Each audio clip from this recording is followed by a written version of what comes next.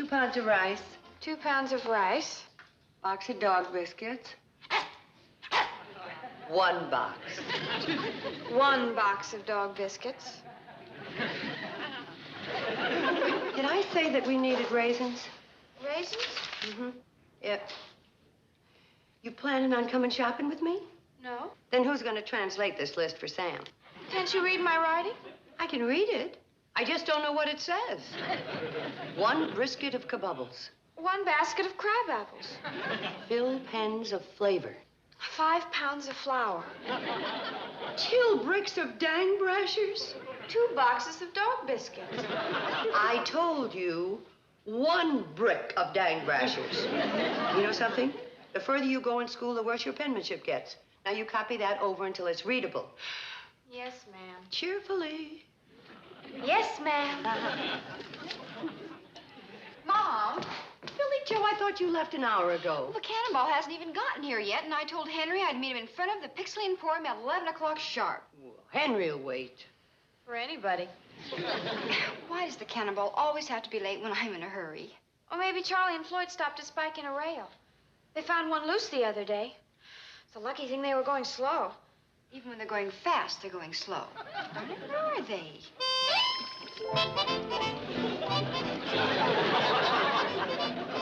Reel her all the way in, Floyd. We got to get her rolling. I sure wish we could fish another 10 minutes. Well, we can't. We got to pick up Billy Joe, you remember?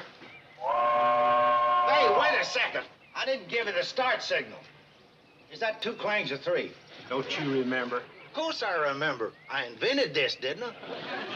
You invented the clothesline? No, Oh, you invented the cowbell. of course not. Well, then just what did you invent? I invented tying the clothesline to the cowbell so's I could signal you from the coach. That's some invention. Ha! Yeah? Well, they laughed at Alexander Graham's bell, but without it, nobody'd heard the telephone ring. All right, Edison, give me the start signal. Okay. 3 clangs is for stopping. That's 4 clangs. That's a lunch signal. Well, that'll get you stopped. 2 clangs is for starting. I know. Well, why didn't you do it? I like to see your jowls jump when you get mad.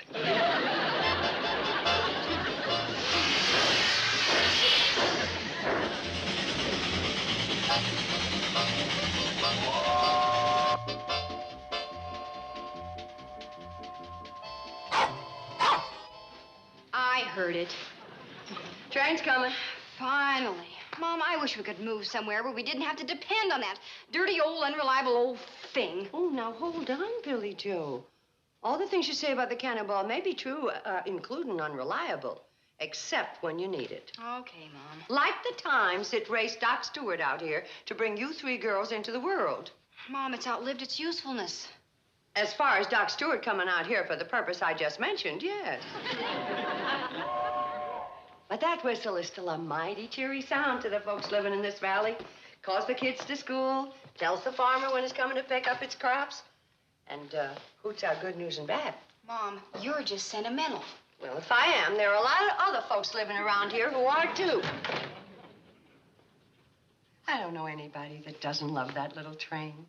I hate that little train. I hate it. I simply hate it. Now. Take it easy, Mr. Bedloe. Well, I can't help it, Doctor. I hate that train. I have nightmares about it every night. Oh? Well, tell me about it. Well, it's horrible. I'm sound asleep. Suddenly I hear the cannonball's whistle. Whoo! Whoo! And I feel a cold wind sweeping over me.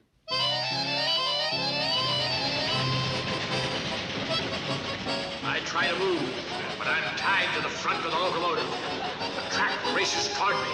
I yell for the engineer to stop the train. Stop! Stop! But the engineer isn't running the train. It's my arch enemy, Kate Bradley. I look ahead and I see something. The rails come loose. We're gonna crash. We're gonna crash! Stop! Stop!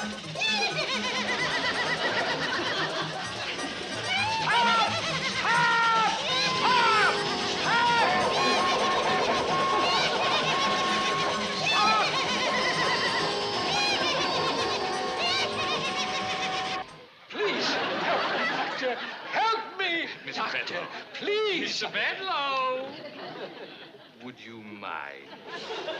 Oh. I'm sorry. Oh, that's all right. Why do I have these nightmares? There's a very simple explanation.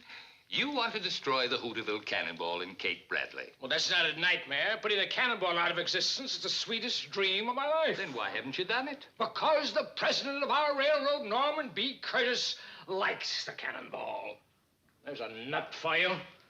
He's threatened me with immediate dismissal and loss of my pension if I ever do it any harm. Well, there's your answer. You want to destroy the cannonball. But you know that if you do, the cannonball will destroy you. Hence, the nightmare. What can I do about it? Lose your hate for that train. How? By learning to love it. Love that miserable... That beautiful little train. Keep saying over and over to yourself, I love that train. I love that train.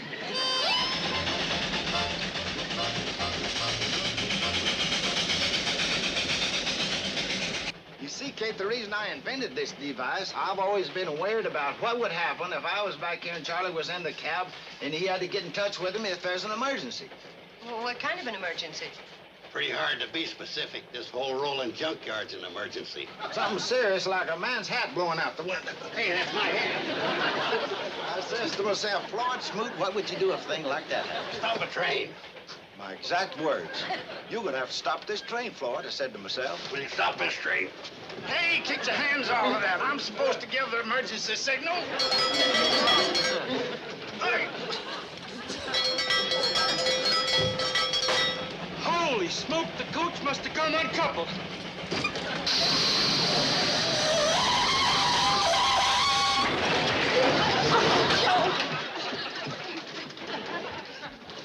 Get me out of this. Where's the dog? Oh, my goodness!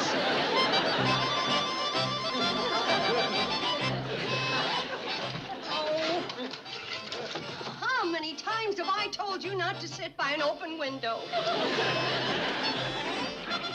Holy smoke.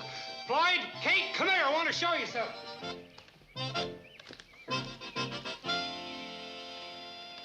Joe, it must have been the hand of Providence that took your hat and blew it out the window. No, it was a hand of Floyd Smoot. Not that I want to take any credit from anyone. Well, whoever it was, let's just be thankful. Amen. Now let's get the tools out of the box and get this rail spiked, huh? I'll be back in the coach. Ain't you going to help us? I'm a passenger. You got a ticket? No. Then you ain't a passenger. Get to work.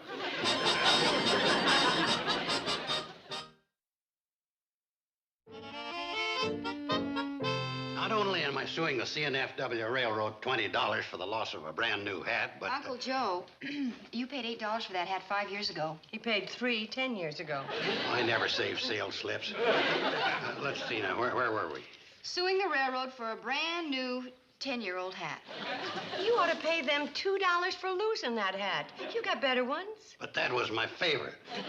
In addition to suing you for my favorite hat, I'm suing you $4.50 for 3 hours of labor at $1.50 an hour for repairing the tracks. Labor. All you did was stand around telling Floyd and Charlie what to do. Well, I ought to ask them for more money. A foreman gets higher wages. Well, it seems to me if you're going to write any kind of a letter, it ought to be to have them replace all that old track. Yeah, we ought to make Bedloe cough up some money for that. That'd be a good way to shut the cannonball down for good. Well, somebody at that railroad ought to know what's going on, or there's going to be a bad wreck. Maybe I should write a personal and private letter to the one friend the cannonball has at the CNFW. Who? The president, Norman P. Curtis.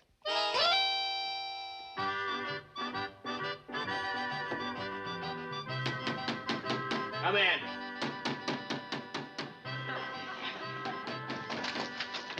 You wouldn't dare. Oh, Mr. Bedloe.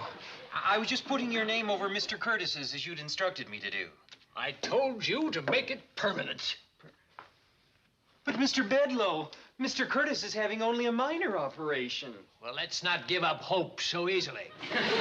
Have you read Kate Bradley's letter? No, sir. That's addressed to Mr. Curtis, and it's marked personal and private. I don't think you should have eaten. Evans, you're not paid to think. You're paid to grovel. That's better. Well, it seems that the Hooterville branch line is in desperate need of new track. That's why the Cannonball might be wrecked and put out of commission forever. That'd mean the economic ruin of everybody in that valley. Kate Bradley would lose the Shady Rest Hotel. Oh, sir, I bet your heart is bursting with joy. What fiendish plot are you hatching to hasten the Cannonball's demise? I'm going to save it. What? Well, Evans, you see before you the new Bedloe. I'm going to write Kate Bradley and tell her she's got nothing to worry about. But I'm taking immediate action to remove that old, dangerous track. Oh, that's wonderful, sir. I'm sure it's exactly what Mr. Curtis would have done. Well, Evans, sitting behind the desk of that good man and smoking his cigars, using his electric razor, some of his goodness must have rubbed off on me. I loved that train. I love that little train.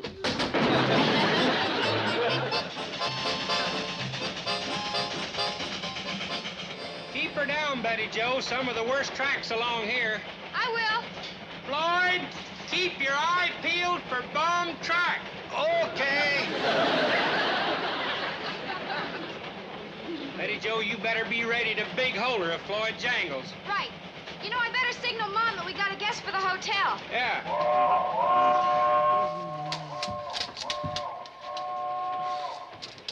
Let me see that letter, Evans. It's for Mrs. Bradley. May I sit down? No. How come Bedloe opened the letter Kate sent to Curtis? Well, I told you, Mr. Curtis is sick. What, Bedloe? May I please sit down? Ah! Them seats is all reserved. For whom? For people that don't like Bedloe. You're lucky you even got standing room.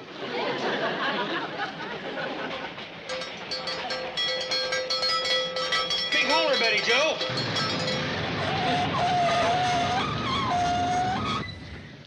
What happened? We found your hat.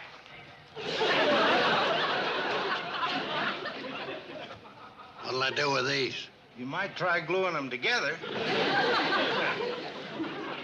And the psychiatrist told Mr. Bedloe the only way he could stop having those terrible nightmares was by learning to love that train.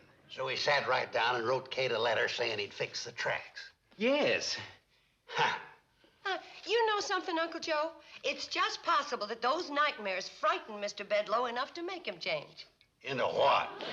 A good man. Oh, believe me, Mrs. Bradley, he loves that train. He loves that train. Love that train. Love that train. Bedloe's coming up the path.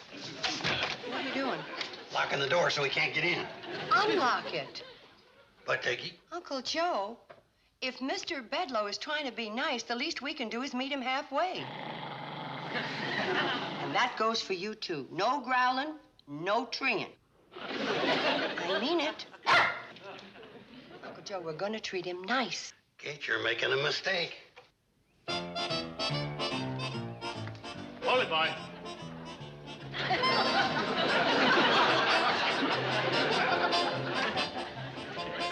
Come in, Mr. Bedloe.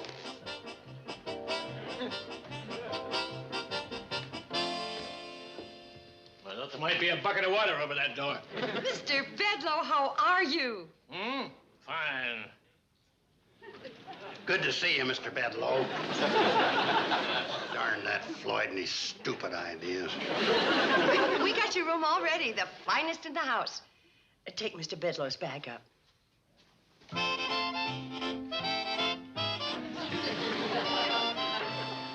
This is the Shady Rest Hotel, isn't it? Of course. How come that dog out there didn't try to bite me? Mr. Carson's carried my bag, and you're so happy to see me. We're giving you the red carpet treatment. You've given me that before, only you jerked it out from under me. After reading your letter and the wonderful thing you're going to do for the branch line, I figured that if it was possible for you to change, it's possible for us to change, too. Yes, but... Mr. Evans said you love the train, and if you love the train, we love you. Your favorite, chicken and dumplings for dinner.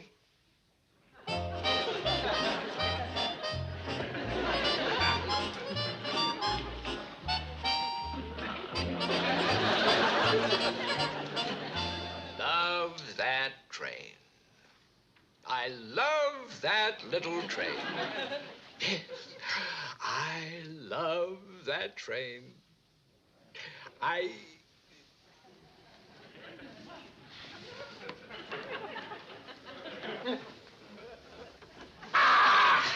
go! Let go! I caught you, huh? Trying to steal my shoes, were you? Oh, no, sir. I was going to shine them for you and put them back inside. It was going to be a surprise. Yes, I imagine me quite a surprise to put on those shoes and find them filled with cold mush. Mr. Bedloe, I was going to shine them. Well, why would you do a nice thing like that for me? Because you're going to do such a nice thing for the people of this valley by repairing the track. Mr. Bedloe, you're a nice man. Well, We love that train. Love that train. Mr. Evans, aren't you going to eat breakfast? Oh, I haven't got time. If you don't mind, I'd like to borrow your handcar to go into Hooterville to send this telegram for Mr. Bedloe. Oh, sure. Let me see that. Uncle Joe. He's not borrowing our handcar to do Bedloe's dirty work.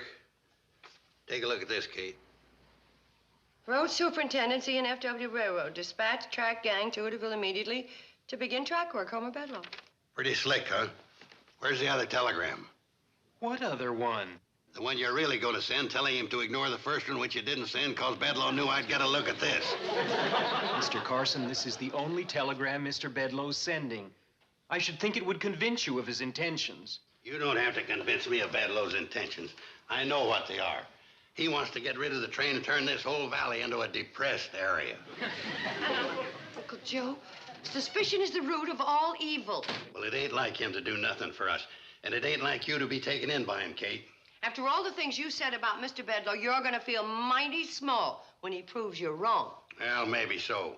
But until he does, I ain't getting measured for no size 6 suit. Mr. Bedloe, breakfast in bed. Breakfast in bed? Can I come in? Huh? I suppose so. Morning, Mr. Bedloe. What's all this about? Oh, we always do this for our special guests when we really like them. Thank you. If there's anything else you need, you just holler.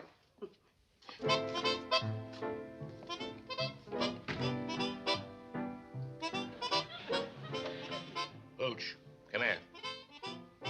Taste this.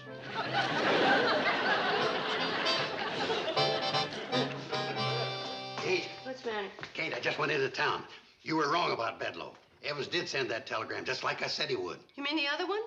What other one? The one he sent telling him to ignore the first one because he didn't send... No, the one Evans showed you. About sending for the track gang. Well, that one. Well, I thought that was the one you thought he wouldn't send. That was the one I let you think I thought he wasn't going to send. Then you knew that Bedloe was on the level all the time. Well, of course. The minute he walked into the hotel, I knew he was a changed man. I can't understand why I didn't think so, too. You owe me an apology. You owe him one, too. Mrs. Bradley. While I was shaving, somebody stole my suit. And that's it. I was pressing it for you. Mr. Bedloe, there ain't nothing we wouldn't do to make you feel at home. Didn't burn a hole in it? Mr. Bedloe, suspicion is the root of all evil. We like you. Oh, shut up. Now, see here, Mrs. Bradley, what are you trying to do to me? From the moment I walked in here, there's been one intolerable thing after another. Courtesy, kindness, consideration. No man can only stand so much fiendish torture. Now, you lay your cards on the table, and I'll lay mine on the table. All right. I've been gaslighting you into revealing what you're really up to. Very well, I issued an order to have the old tracks removed. With never a thought of replacing them with new ones. Right. Well, certainly glad we understand each other again. Now I really feel at home. Kate, I told you this miserable cuss was up to no good, sending them phony telegrams. But I thought you wanted me to think that you thought... Kate, when you're wrong, admit you're wrong. All right, Bedloe, what's your next dirty move? When that track gang gets here tomorrow, they're going to start filling up the tracks, and the Hooterville Cannonball will never run again. I hate that train. I hate that little train. Just a minute, Homer. Sam went up to the county seat, got the judge to issue this little paper. It's an injunction preventing you from touching those tracks. Oh? County Superior Court, eh? Well, Mrs. Bradley, knowing what a worthy adversary you are, I had the foresight to go to the state Supreme Court and have them issue an injunction against your injunction. I'll see you tomorrow when they start pulling up the first track.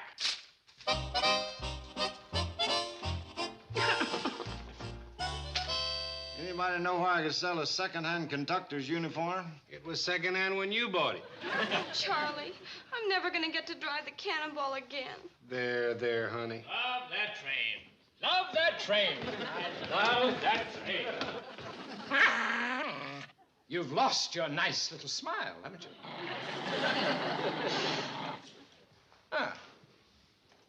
What's everybody so glum about? I've helped put dozens of small branch lines out of business. You'll get over it. You'll soon move away to another desolate area and find new ways to eke out a miserable existence. There's no cause for despair. At least we'll be able to sleep at night. I'll sleep. But you'll get one of those nightmares again. Why don't you just pack up and leave? When the last rusty rail is removed. Mr. Bedloe, I wish I had put cold mush in your shoes. It just isn't right for the Cannonball to stop running without folks getting a chance to say goodbye to her. Isn't it usual for canceled railroads to have some kind of a last run? Yeah, folks snip up the seats for souvenirs and take pictures. How can we have a last run if Mr. Bedloe's going to start tearing up the tracks tomorrow morning? Oh, well, I could postpone the destruction long enough for that.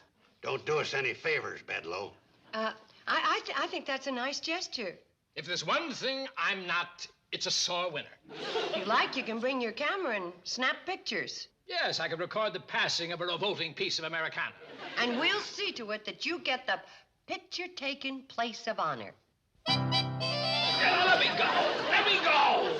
Ooh, that's hot. You ought to get some pretty good pictures of the broken rail from up here, Homer. Yeah, we just hope you're around to see them develop. Mrs. Bradley, you can't frighten me. I know. But in case we do and you change your mind about fixing the track, just jingle me in the cab and I'll stop if I can. You! I'm the engineer.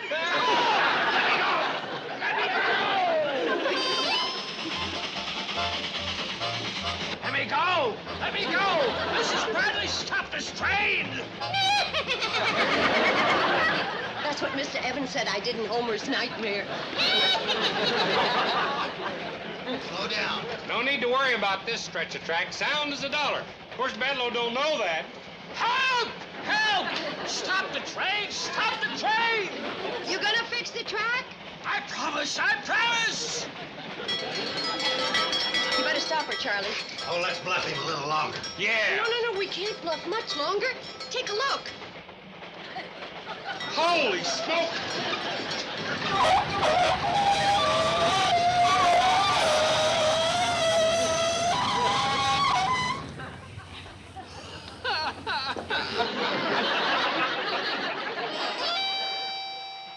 It's a good thing Mr. Curtis got out of the hospital in time to back Mom up and make Mr. Bedloe back down. Yeah, Mr. Curtis sure got us some fast action.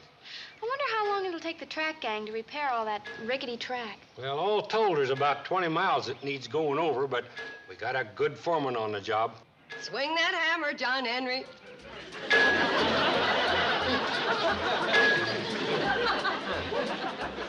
Now, faster, Bedloe. Yeah, to this tempo. I love that train. I love that train. I love that train.